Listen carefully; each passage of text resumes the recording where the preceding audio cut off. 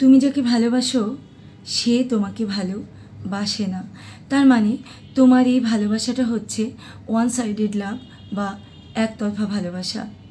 তোমার এই একতরফা ভালোবাসাটাকে কি করে তুমি বোথ সাইডেড লাভ বা দুতরফা ভালোবাসায় পরিণত করবে, তার জন্য আজকে আমি 10টি উপায় বা কৌশল তোমাকে বলে দেব। এই কৌশলগুলো তুমি যদি সঠিকভাবে প্রয়োগ করতে পারো, অবশ্যই তোমাদের অন সাইডেড লাভ অবশ্যই বোথ সাইডেড লাভে পরিণত হবে। তার আগে আমি তোমাকে একটি গুরুত্বপূর্ণ কথা বলবো যে তোমাকে অবশ্যই পজিটিভলি চিন্তা করতে হবে যে আমি পারবো, আমাকে পারতেই হবে, আমি পারবই।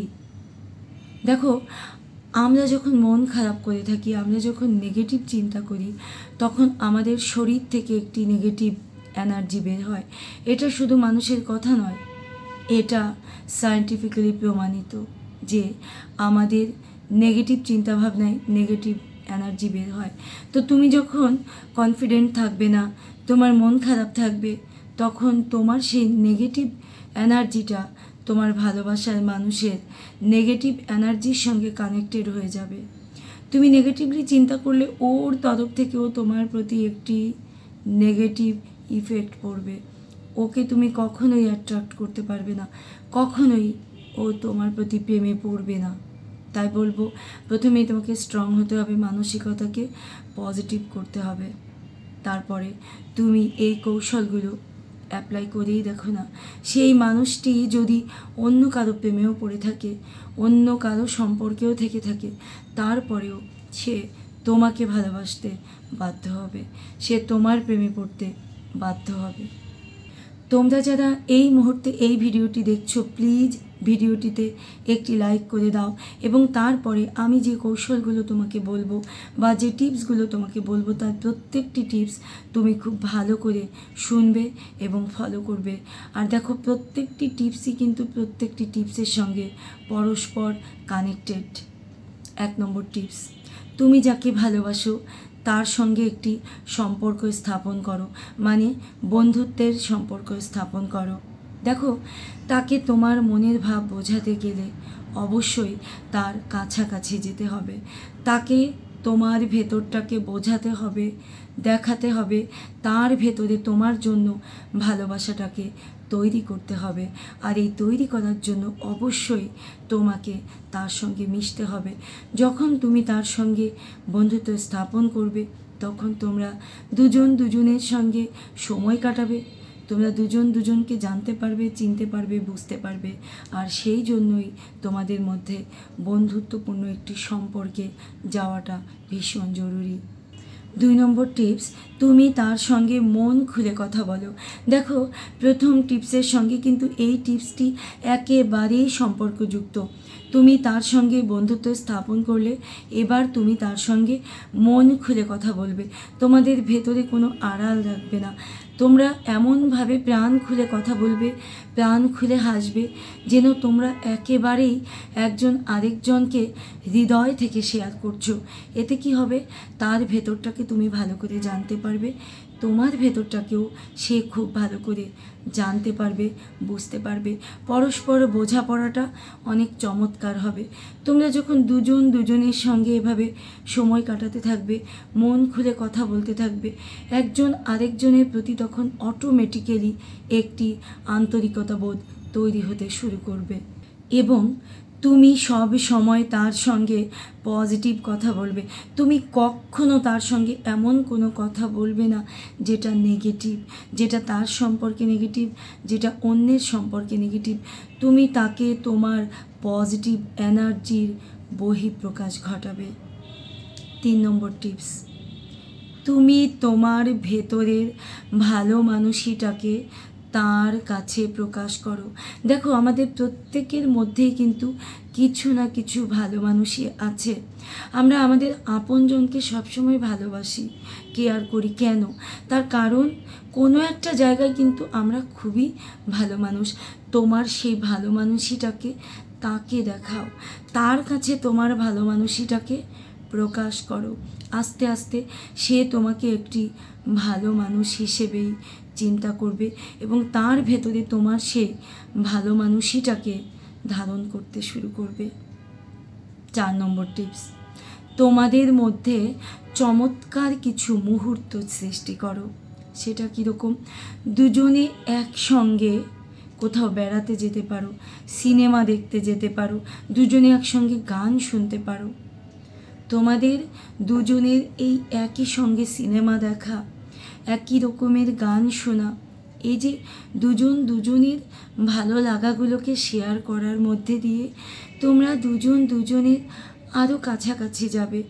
ও যখন দেখবে যে বাহ, তোমাদের ভালো লাগার মুহূর্তগুলো কাছাকাছি, তোমাদের ভালো লাগার মুহূর্তগুলো একই সঙ্গে কাটানো যাচ্ছে এবং এর মধ্যে দিয়ে একটি সিনেমা দুজনে শেয়ার করার মধ্যে দিয়ে দুজনের ভালো লাগাগুলো এই যে কাছাকাছি আসা, এই ব্যাপারটি তার মধ্যে পজিটিভলি কাজ করতে শুরু করে দেবে।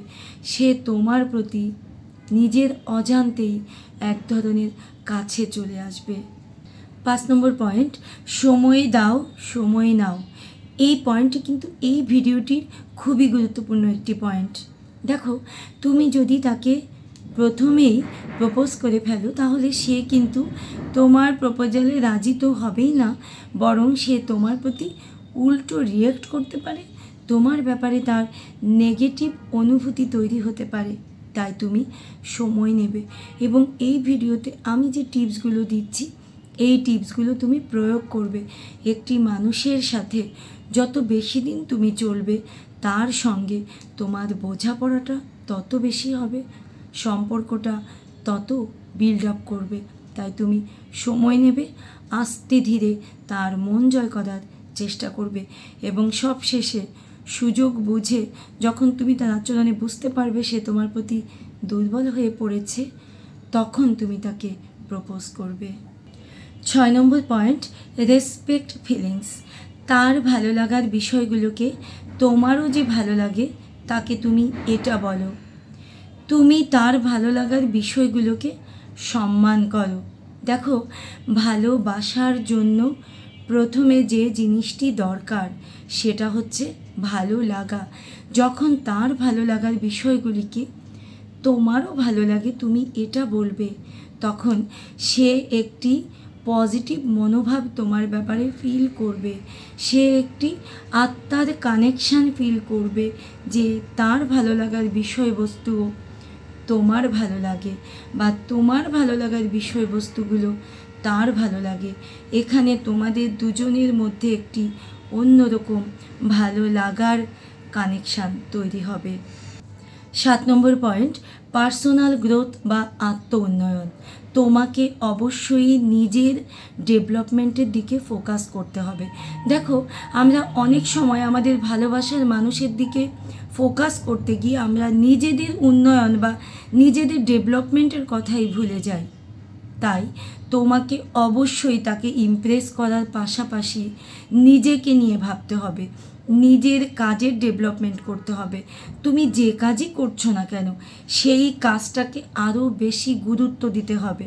সে তোমার চাকরি বাকরি হোক কিংবা পড়াশোনা যাই হোক না কেন, সেখানে তোমার নিজেকে আগের থেকে আরও বেটার করে গড়ে তুলতে হবে।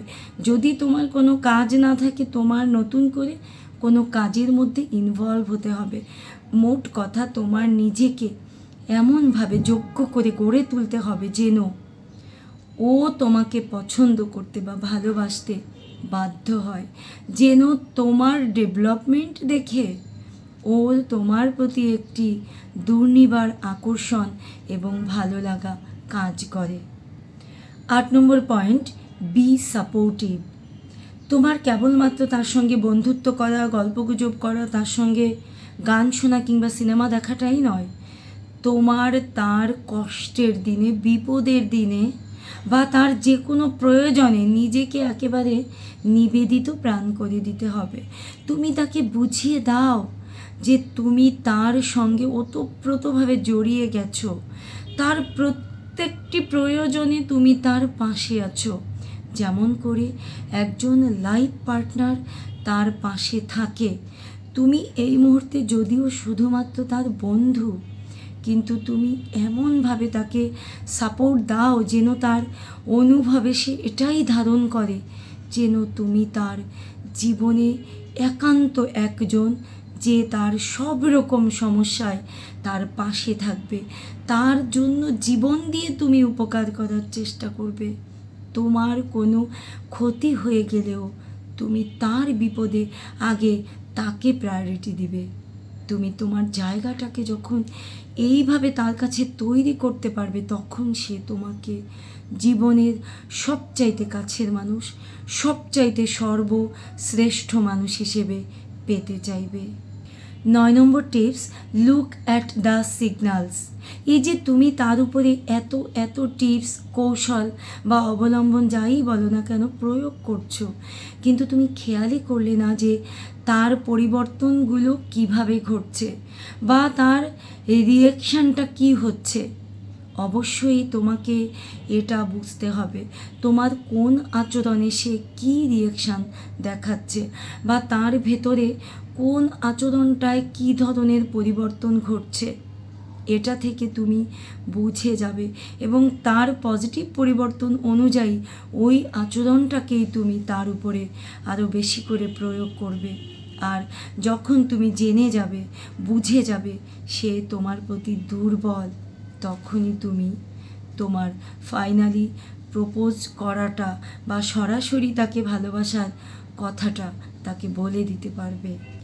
10 নম্বর পয়েন্ট, তুমি যখন বুঝে গেলে যে সে তোমাকে ভালোবাসে, পছন্দ করে কিংবা তোমার প্রতি তার একটি নির্ভরতা, ভালো লাগার জায়গা তৈরি হয়েছে, তখন তুমি তাকে টেকনিক্যালি তোমার সঙ্গে তার ভবিষ্যৎ পরিকল্পনার কথা শেয়ার করতে শুরু করবে। তুমি আগে থেকেই তার সঙ্গে তার পাশে থাকা, তাকে হেল্প করা, এ ধরনের মনোভাব তো দেখিয়ে আসছই। এবার তুমি আরও বেশি করে ভবিষ্যতে তোমরা একে অপরের আরও কত কাছাকাছি যেতে পারো, আরও কত তুমি তার কাজে লাগতে পারো, হেল্প করতে পারো, কিভাবে দুজন একসাথে অনেক কিছু শুরু করতে পারো, বা যদি সুযোগ থাকে তুমি টেকনিক্যালি তাকে তোমার রোমান্টিক কথাগুলো, দুজনে কাছে থাকার কথাগুলো খুব টেকনিক্যালি তুমি হয়তো বলেই ফেললে, কোনো একদিন আমরা দুজন এমন একটি রুমে থাকবো যে রুমের চাদরগুলো সব সাদা হবে, পর্দাগুলো সব সাদা, অনেক চমৎকার একটি মুহূর্ত, হালকা মিউজিক বাজছে।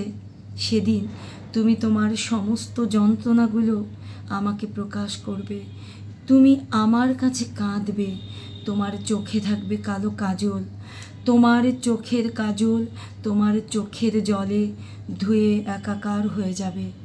আর আমি সেদিন অনেক মমতা নিয়ে তোমাকে আগলে রাখবো, তোমার মাথায় হাত রাখবো, তোমাকে সেদিন আমি অনেক বেশি করে আগলে রেখে সান্ত্বনা দেব।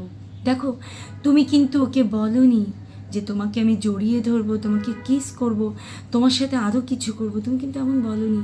তুমি চমৎকার একটি রোমান্টিক মুহূর্ত তৈরি করেছো, যেটা বন্ধুত্বেরও হতে পারে, যেটা প্রেমিকেরও হতে পারে। তুমি এমনভাবে তোমাদের ভবিষ্যৎ পরিকল্পনাগুলোকে তার মধ্যে ছড়িয়ে দাও, সে যদি তোমার প্রতি একটুও দুর্বল হয়ে থাকে, অবশ্যই সে হবে।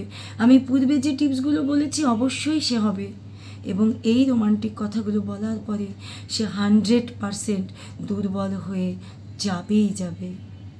আজকে আমি তোমাকে যে 10টি টিপস দিলাম, এই 10টি টিপসই তুমি আস্তে আস্তে সময় নিয়ে, ধৈর্য নিয়ে ওর উপর প্রয়োগ করেই দেখো না, ওর জীবনের শ্রেষ্ঠ মানুষ হবে তুমি, ওর জীবনের সবচাইতে আপনজন, সবচাইতে নির্ভরতার মানুষ হবে তুমি। ও তোমাকে হারাতেই চাইবে না। ওর তোমার সঙ্গে কিছু মুহূর্ত কথা না বলতে পারলে ও জাস্ট পাগল হয়ে যাবে, ও তোমাকে চোখে হারাবে, ও তোমার সঙ্গে সকাল সন্ধ্যা কথা বলতে না পারলে অস্থির হয়ে উঠবে, ওর যেন নিঃশ্বাস বন্ধ হয়ে যাবে।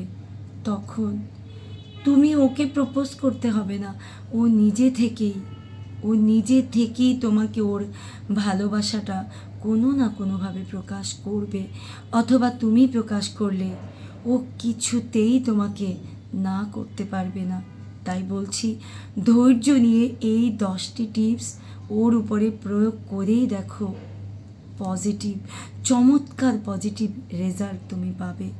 আর হ্যাঁ, যদি তুমি এখনও আমার এই চ্যানেলটি সাবস্ক্রাইব না করে থাকো, প্লিজ আমি আর তোমাকে অনুরোধ করব না, তুমি নিজ দায়িত্বে এই চ্যানেলটি সাবস্ক্রাইব করো, লাইক করো এবং একটি কমেন্ট করে দাও। তোমার ভালোবাসার মানুষকে যেন তোমার জীবনে চিরদিনের জন্য চিরস্থায়ী করে পাও, সেই প্রত্যাশায়।